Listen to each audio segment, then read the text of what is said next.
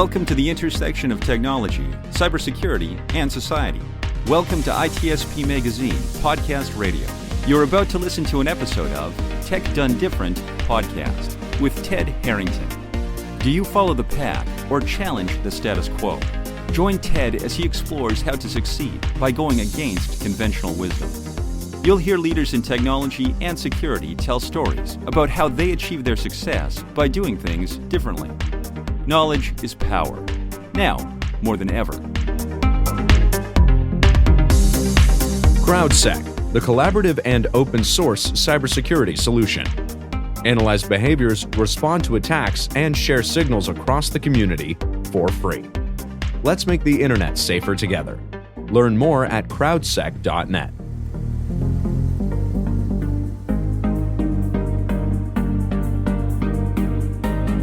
Welcome, everybody, to another episode of Tech Done Different. As always, I'm your host, Ted Harrington, and with me here today is my special guest, Emad Georgy, the CTO of Georgy Technology Leadership. Emad, thanks for being on the show.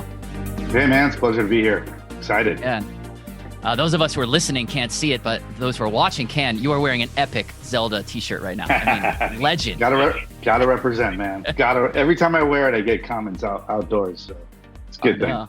Yeah, it's like you're touching the nostalgia that everybody has, right? Everybody has such a positive memory of that game. I used to walk a mile and a half to my friend's house just to play the original. I didn't have a Nintendo, so yeah. That's dedication right there. That is. Yes. Well, I wanted to have you on the show so we could talk about leadership in tech. I mean, certainly that's, one of the core audiences we have here with the show who we're trying to serve. That's who you serve in your consulting business as well. And that's right. You said this thing to me the other day that I thought was really interesting, and I'd like you to explain it. You said, this was you speaking, you said, my mission on earth is to grow better leaders in tech. And I thought that was both powerful as well as so simple to understand. But maybe you could walk me through, what do you mean by that? And what's your viewpoint on that mission and why it matters? Yeah, I love the question. So my entire career has been dedicated to scaling technology teams. And even as a developer, early on in my career, I always wanted to figure out, why do some teams work? Why am I on some teams where I am totally jazzed to come to work and to build stuff and it's just flowing? And why on some other teams, I've had some of the worst experiences and the worst bosses? I was always fascinated with it, always fascinated with leadership development. What does it mean? And I really didn't buy into the quote unquote soft stuff. There's a lot of material out there, get better at accountability, get this, get that. But as an engineer, is there a way I can apply engineering practices to actually becoming a better leader? And so it was a personal commitment of mine that I always wanted to be the best leader possible. I wanted to be on a team where people 10 years later still remembered, 20 years later, so remember that time we did this amazing project, and I'm fortunate enough that today I still talk to folks that worked for me 20, 25 years ago, say, hey, you were the best boss I ever had. And that's not tooting my own horn. That's just the dynamic we created where you create something that's bigger than yourself, right? So I started thinking really through that. And my passion, even though still work in tech, still code, still help scale architecture, we still do a lot of that work in our firm. It's not enough. You got to also figure out how to scale leadership. And I do believe the one remaining technology advantage for technology teams is the quality of their leadership. And so I believe that my personal mission on this earth is to grow better leaders in technology. And when you think about it, there's no baseline. People don't know how to become a better leader. How do I get to the next level? What does it mean to be a good CTO? Nobody knows. Everyone has a different definition, right? So I've dedicated my work to a lot of that. And do you think that there is a distinction between leadership in technology versus leadership in other disciplines? I mean, certainly there's commonalities, but you're focusing on this type of leader. Why is that, and how is it different? Yeah, a couple reasons. One's more of a defensive reason, one's an offensive reason. I think defensively, let's be honest, we have some of the worst leaders in our industry historically. And don't get me wrong, I've worked with great leaders in technology. And the reason why is that we're often not set up for success. I think a lot of non-technical folks will see someone who's really technical, who's excelling at what they do, and their very next thought is that person needs to become a manager. Right. Not everyone's destined to do that. Just because you're technical does not mean you're actually fit to be a leader. And then you get people who, with very good intentions, I mean, who's going to turn down a promotion? With very good intentions, step into that leadership role, and to use a technical term, right? It's like, okay, like I have no idea what I'm doing now. I'm in this totally different space. So I think you apply that, exponentially across the industry. Now you have a whole group of leaders. When our firm is brought in often to clean up the work of some leader that went off on some project, and now there's all this technical debt built up, and they don't know what to do, and the leaders got this notoriety. So I think defensively, we have to recognize as an industry, and I've done it before too in my career. Like you promote somebody because they're the best technical voice in the room, and then it's like, no, that didn't work. So that's the defensive reason, and so I think all these leaders now need help, and they need help on how to properly scale their leadership. I think offensively, you look about the executive team and the boardroom. Never has there been a time more than now where these groups need a technical voice that is a leader in the room. And what I mean by that practically is, as engineers, we're really passionate about getting to root cause and, debugging, right? And putting that breakpoint in and following the code and execution path through and figuring out exactly what's going on so we can resolve that issue. The leadership community in general in business, they lack that skill set. Everyone's in meetings, everyone's busy. So you kind of take people's word for it, or you look at a PowerPoint slide and go, okay, that's the problem. Let's go after it. Let's spend millions of dollars and you'll figure that out. What the leadership community needs, the executive community needs, is a leader at the table who's excelling in that technical root cause analysis. Someone that can say, wait, guys, how do we know that's the right problem? Let's dig into it a little bit more, right? And that's an engineering practice that technology leaders can bring to the table. Oftentimes we tell technology leaders, okay, you can't be technical anymore. Be more people focused. I don't coach people that way. I say, if you're technical, stay that way, because we need a technical voice. As long as you can apply it the right way, you need that. And other executives who have been in business for years, they can learn from that. And you have a unique voice and a role to play there.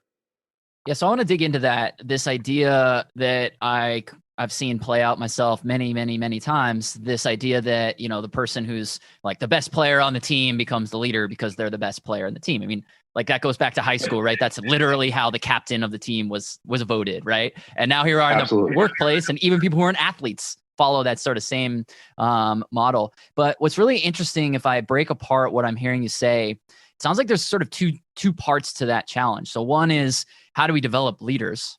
And the other is, how do we make sure that people who are on a technical non-leadership path, how do we help them see a career path when it's not clear, when the obvious next step is, well, if I want to get promoted, make more money, take the next rung, whatever it is, that means leadership, when it might be something else.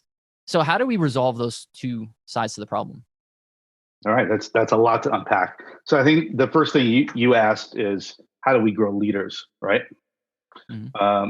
And there needs to be a very specific methodology and path where you can track progress. This whole concept of you are here on the map, nobody knows where they are in their career in technology. At least the majority of the people that I work with. And part of that is because these career paths have been defined by HR organizations that are not technical. And so for the companies that actually do have a career path, which a lot of companies don't have that, but for the companies that do have it, it's typically a very formal definition defined by HR, maybe in collaboration with technology, maybe not. And then you got to follow the boxes somehow, right? And what we lack is an industry standard methodology on what it means to grow as a technology leader. So rather than saying, hey, to go from manager to director, you need to increase how you hold the teams accountable. Okay, what does that mean? I don't know what to do there. What do I do with that? How do I change my behavior tomorrow? Versus saying something like, hey, if you're a director in a code review, increased accountability looks like this. this is what you would do. And that's very specific, right? So at Georgia Technology Leadership, we actually built a methodology just like that, where we can say, you are here, here are the behaviors of the next level. How do we now get you there? What are those specific gaps? And that's a way to measure progress, because whether you use our methodology or anything else, you have to have a baseline. Otherwise, it's just someone's opinion, or very often I see a time-based promise, which, by the way, never works. Someone tells you, oh, yeah, in 6 months, we'll get you there. Right. Red flag, right? So I think that the concept of growth, you look at the concept of growth in the entire world, there's a science to growth. There's a very deliberate path and progression, plants, trees, animals, everything. So why not for leadership, right? So what is that science to growth? Well, that's exactly what I'm talking about, is you have to have a methodology and a path, like breaking down the actual components. What does it mean to be a good technology leader at every level? And then breaking those components into, and I'm happy to talk through some of those details, into actual behaviors day to day that we would see. Like someone says, okay, well, you need to have a sense of ownership. Okay, that's a great value. But what does that actually mean? Like, how does ownership play out when there's an incident? What, as a CTO, what would that look like? How does that play out? And so teaching people the behaviors that are necessary to actually go to that level. So what do we think is the right way to help communicate this? And selfishly, at our organization, we're thinking through how to do this as well. So I'm like scribbling notes, like, what should I go do back in my organization? But we're really interested in this idea of career pathing and making it really clear to people what is their next rung. And what's really interesting is I look across our organization, some departments, the career path is much more clear than others. And so we're trying to make it more clear, across the board. And so one of the things that I struggle with is thinking about, how do I, for each person, help communicate to them that next step, and then what the step after that looks like. So what's the method? Are you like, should we be writing down, here's what the job description is of the next job that you're going to earn your way into, or is it something different, or how do you go about doing that? Well, first you need a couple of, it's like a federated model, right? So you need a core that's very standard. So first of all, is it very clear what the common values of a leader in your organization are, period, whatever level you are, right? And so with each level, what's the standard core? So with each level, we look at what are the standard values, and I've mapped what they are, right? And then with each value set, what are the behaviors expected within each value? And within each behavior set, how do I operationalize that? How do I make it living and breathing every day? I'll give you an end-to-end example, right? So common leadership values.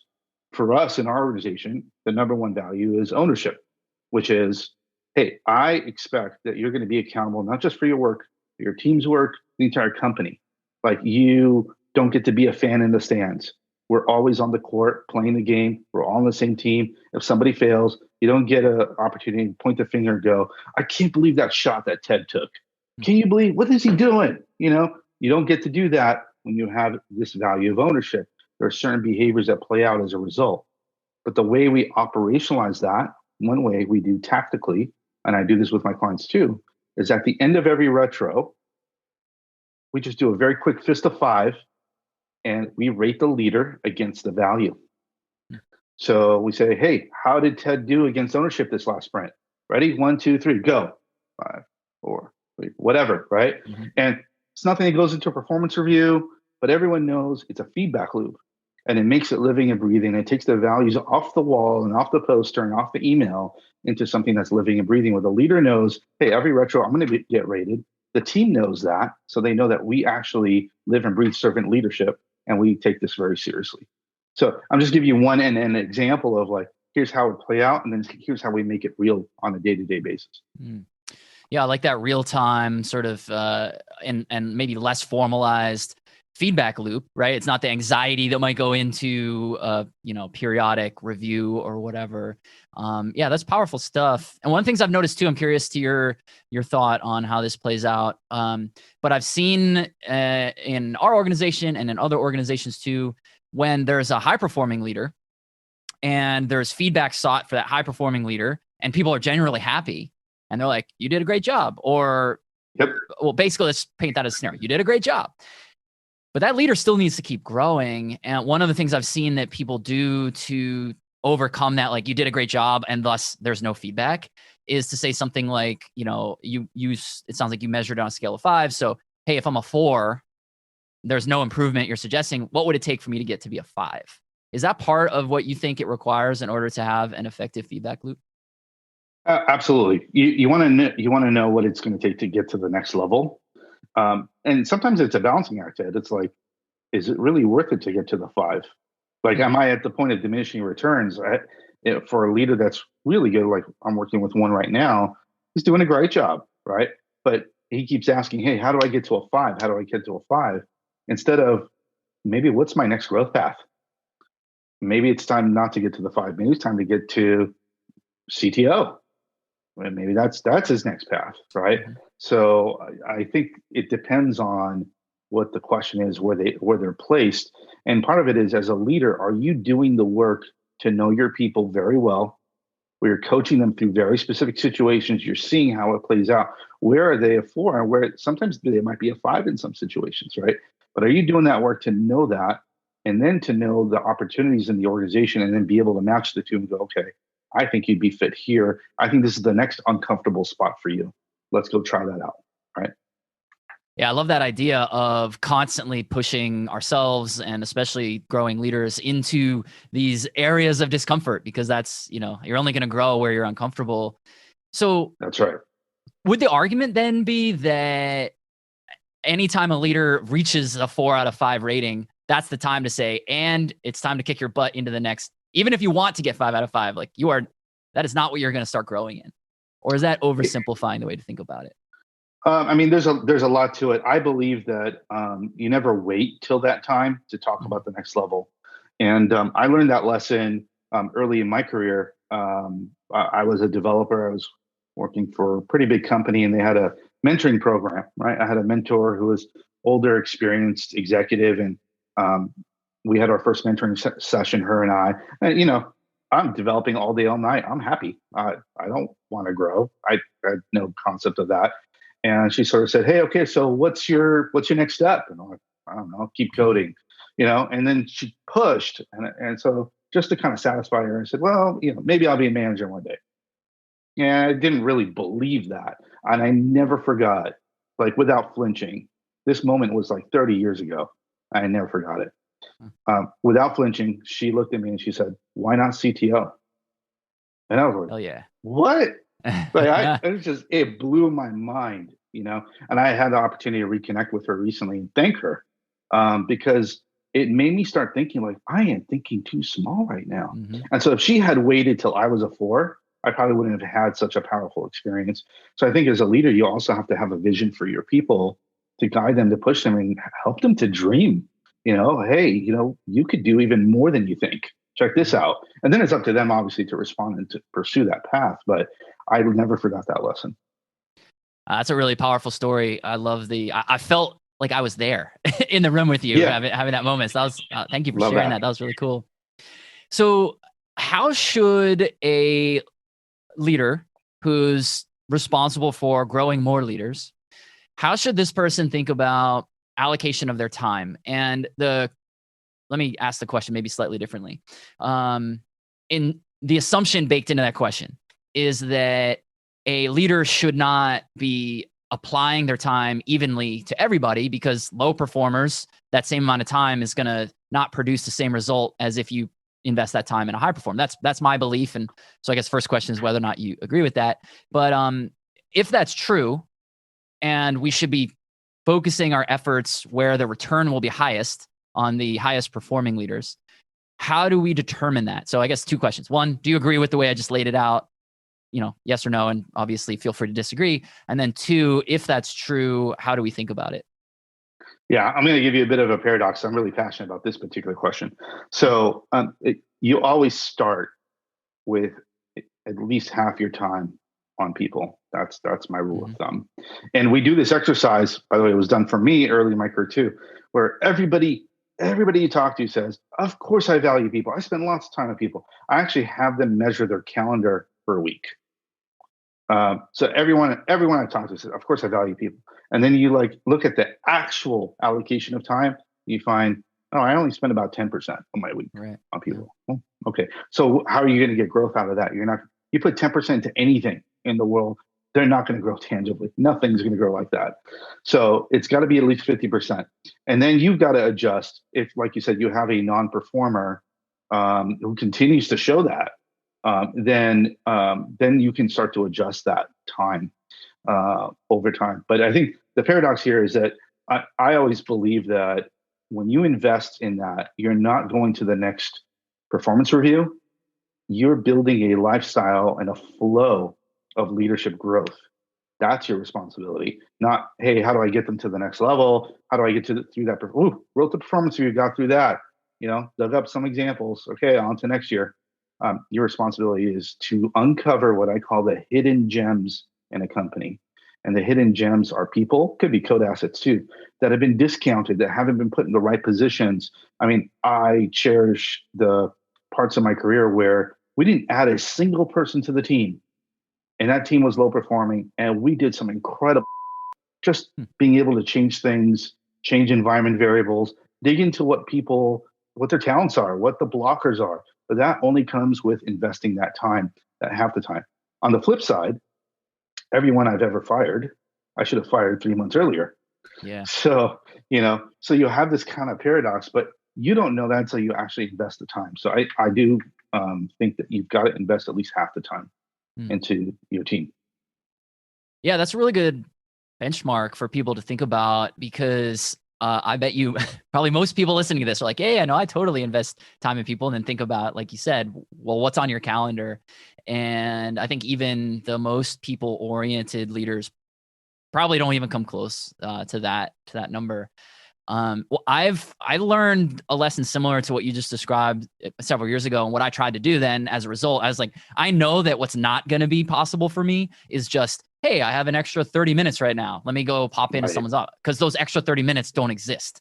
And what I tried to start doing is scheduling these recurring meetings with people. And when that's implemented effectively, I found it to be really effective, because now I find it every time I walk into this meeting and we're like, do we need to talk today? And then by the end of it, you're like, oh my God, I'm so glad we talked today. And yes, I found that to be an effective structure. Is that one of the things that you recommend? Absolutely. And I'll give you a couple of tips. Like, one thing I started doing as a shortcut is actually color coding my calendar. And this works wonders for people too. So that I don't actually have to analyze my calendar on a week-to-week basis. I know that green is people. I see how much green there is in the week. And I'm like, okay, I'm not spending enough time on people. Let me adjust that, right? The other thing is that this happens maybe subconsciously or maybe not, but a lot of technology leaders I work with start to value managing up more than growing leaders on their team. So CEOs demanding time. You gotta, put in a progress report or something. Like, what do? You apologize to your team, like, hey, I gotta reschedule this one-on-one. I'm so sorry. Like, CEO's calling. And so the messaging behind that is, hierarchy is more important than you. Managing up is more important than you. And one of the things I coach leaders on, and I live as well, there is nothing more important than the time with your team. And you've got to have courage as a leader to set that tone. By the way, I've seen people work on the other side of this, where they tell the CEO, hey, listen, I've set the tone with my team. People come first. I cannot reschedule one-on-ones. I'm happy to reschedule with you. And it's fine. People are afraid they're going to get fired, or people are going to look on it. It's actually the opposite. People look at you like, wow, this guy stands up for his values, right? And your team is going to so appreciate it. So one of the rules of thumb is, when a one-on-one schedule, when you have time scheduled, nothing supersedes it. Of course, there's an exception here or there. You got a P0, whatever it is, but nothing supersedes that, not even the CEO. Yeah. I love it. I was sort of putting myself in that circumstance of, if someone were to come to me and say, no, I can't reschedule this 1v1 I have with somebody else. Sorry, Ted. How I would react to that. And it was exactly what you said. I'd be like, hell yeah. I'm so glad you said that. You That's the exact right decision. Yeah. I would definitely not be like, okay, well, you're fired. Like, of course that would be the opposite. Right. But people have that fear. people have that fear. They're like, oh my God, I can't say that because then what are they going to think? They're going to think I'm not doing good work or I'm not being productive somehow or whatever Right. it is. Yeah. You brought up this issue before about firing too late and how that's sort of a paradox Yes. with the investment of time to really untap, or uncork someone's potential. I think this is, as a leader, definitely one of my severe deficiencies is I hold on to people way too long because I'm just like this eternal optimist. And I'm like, we'll get there. Yes. We'll get like a little more coaching, a little more opportunity. What am I not doing? How should leaders think about that challenge? I mean, even the way you said it, like 3 months too long, I'm usually like 6 months, maybe 9 months too long Yes, sometimes. I was being nice. How do you keep it so short? Like, how should we think about this? Well, first and foremost, there's a lot of lessons here I'll unpack. So, first and foremost, your values have to be clear. Your standards of what makes someone a good team member or a good leader have to be clear, right? And if it's clear, then when you make that decision, first of all, they're making the decision for you. You're not making the decision to fire anybody. I believe the team member makes the decision for themselves. You just happen to be there to hold that accountable. And if the standards are clear, like on a sports team, right? Stats are clear every game. You know who's not having a good season because the standards are clear, and all the other team members know that you're not having a good season. It's just truth. It doesn't have to wait for the coach to say something or a reporter or anything like that. So you want to get to a place in your culture where it's just clear. It stands out. What you don't want is those things to be hidden. There's a lot of team cultures where lack of performance is hidden, and that's not good. And so we focus on how do you bring that to the surface, right? So that's the first step. And that's your responsibility as a leader. And I'm the same way, by the way. I want to give people a chance right down to the last day, but having been through it, but it's never gotten easier for me letting people go, by the way, over the years. But I learned too that we're actually doing them a favor. Yeah. So in a lot of cases, I've seen folks that it's just not working and they don't have the courage to go or whatever reason there is. And they need a new start. And sometimes they need that as hard as it is. But more importantly, you are a steward of your team culture. And when you have one toxic person in there that's ruining the culture, you're sending the message that this team culture is actually not important to me. Right. There's, people actually get proud of something that you stand up for. If you don't stand up for something, then people are just kind of looking around like, okay, well, why am I working my ass off here then? Right. You don't want that, right? So you have to be first and foremost a steward of the team culture. And if somebody's going against that and you hold them accountable, you're saying this thing is living and breathing, right? So, and that's why I say it could have happened sooner. I think people give chances because they personalize it. Like, I'm not doing a good job as a leader. I'm failing that person somehow or whatever it might be. But if your standards are clear, it's their actions that are putting you in that situation. So how should a leader communicate when there's that type of separation? We've certainly run into that over the years where there's, a very high performer, but who's maybe not a good culture fit. And so for that reason, like we're slow to separate.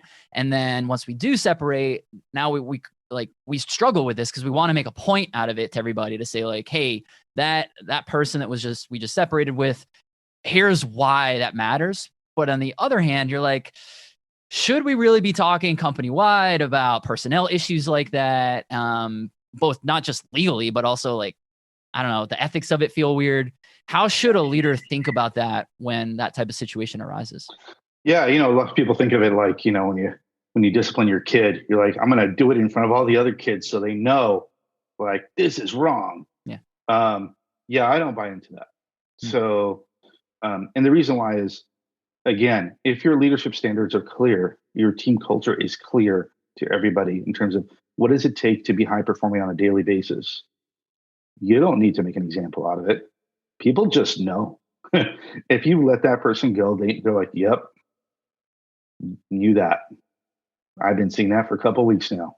Yeah. So the reason why you have to make an example out of it is because the values are not clear. They're not living and breathing. They haven't done the work to do that. So now you get this big event that's about to happen.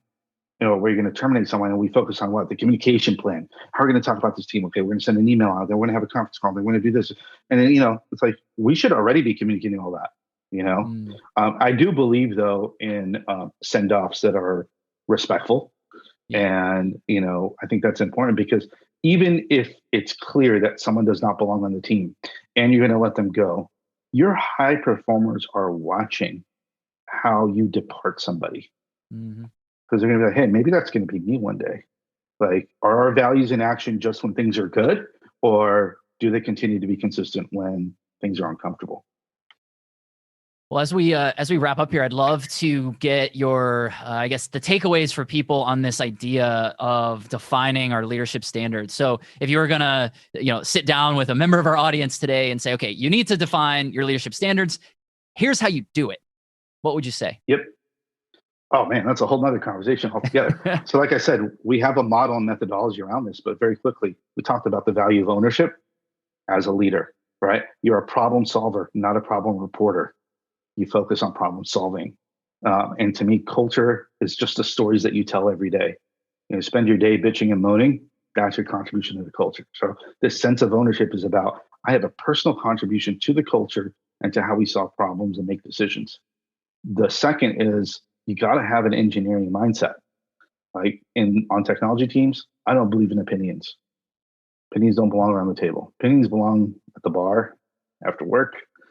Philosophies don't belong around the table.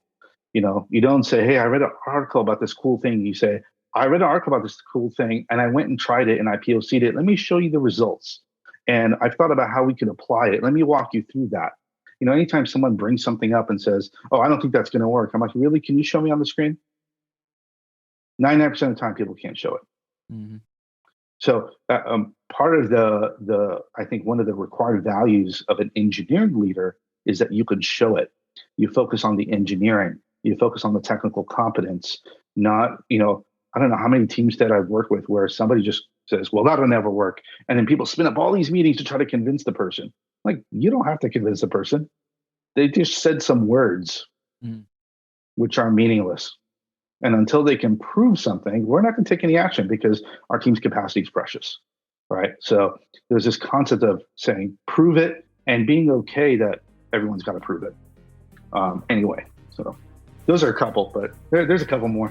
Yeah, I love it, man. That's really, really powerful stuff. You got the wheels going a mile a minute for me right now. So I'm going to go back to our organization and implement a lot of these ideas. So thank you so much for being on the show. You were the insights you provided are so powerful, not just for me, although I'm going to benefit certainly, but all of our audience. So thank you. This has been great.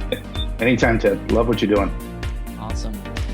If you guys want to learn more about what Emad's up to or request to appear on the show yourself, just head over to tedharrington.com/podcast, and we'll catch you next time. CrowdSec, the collaborative and open source cybersecurity solution.